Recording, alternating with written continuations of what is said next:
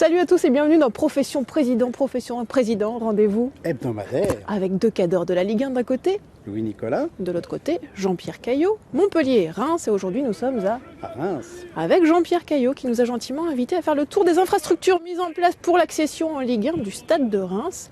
Vous nous suivez? Et ben voilà, suivez-moi, je vais vous faire... On est parti.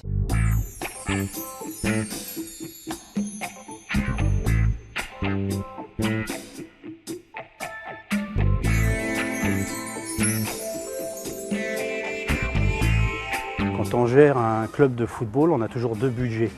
On a celui de la montée, celui de rester dans la même division ou celui éventuellement de descendre. On était parti sur deux hypothèses, en espérant effectivement que l'hypothèse Ligue 1 serait celle qu'on adapterait. Donc on avait dans nos budgets prévus, dans nos négociations, dans nos approches avec la ville de Reims, encore une fois le propriétaire du stade, on avait envisagé les aménagements à faire. Toutes ces choses avaient été pensées, mais on a quand même un outil, on ne partait pas de nulle part. Et puis les mauvaises langues diront qu'on avait eu le temps de s'y préparer aussi un peu. On a complètement relooké le stade avec l'accord de la mairie, à qui le stade appartient.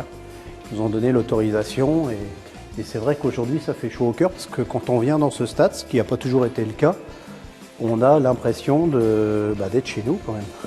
Avant c'était beaucoup plus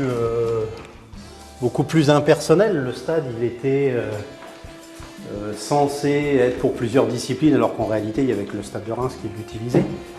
Mais bon, on nous laissait pas, on avait moins de tolérance avec nous alors qu'aujourd'hui, voilà, je pense que pour nos supporters, pour nos partenaires, pour nos joueurs, on a l'impression d'être dans notre stade.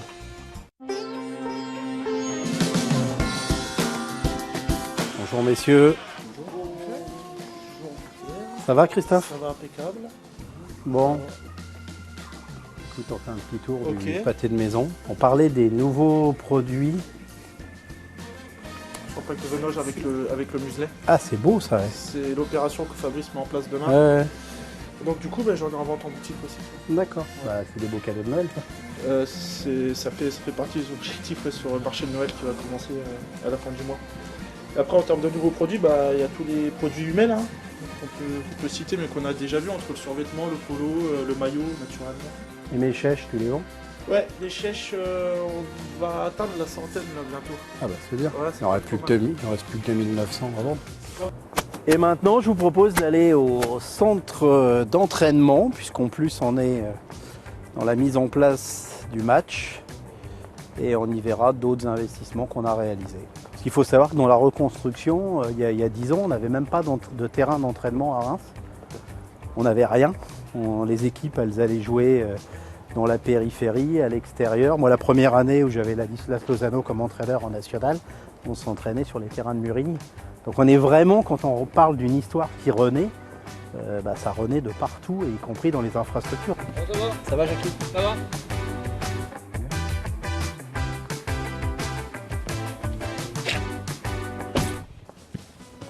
Donc là, ici, c'est une autre étape de ce qu'il a fallu mettre en place avec la session en Ligue 1. Accession en Ligue 1, ça veut dire beaucoup plus de journalistes à recevoir au point presse. Et la petite salle où on arrivait à mettre les 3 correspondants locaux est devenue désuète. Donc on a investi dans un magnifique bungalow pour pouvoir permettre à la presse de travailler dans de bonnes conditions. Un endroit où normalement les journalistes ne rentrent jamais. Bonjour. En plus les filles, ouais. Donc ici les casiers des joueurs, quelque chose de classique. Hein, donc, là, ils sont tous à l'entraînement. C'est bon Sophie, il n'y a pas de problème. Il n'y a pas de problème. Je suis timide devant la caméra. J'ai vu la dernière fois. J'ai vu la dernière fois la timidité. Ici le bureau de nos coachs. Bon, on va pas vous le faire, non. On va pas y aller, on ne sait jamais des fois qu'il y a la composition de l'équipe adverse et les plans de guerre qui soient au mur. Et là, une salle qu'on a aménagée. Alors ça existait déjà un peu, mais on a réameublé. C'est leur lieu de vie. Bon là maintenant, à part vous faire visiter les sanitaires, je vois pas ce qui reste. Hein. Je peux plus rien faire. Je peux plus rien faire. Ils sont contents des nouvelles installations. Ouais, si.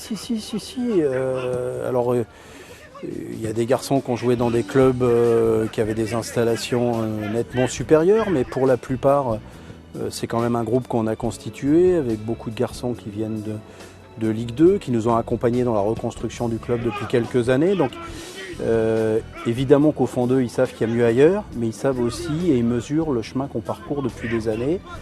Et donc, il y a beaucoup de...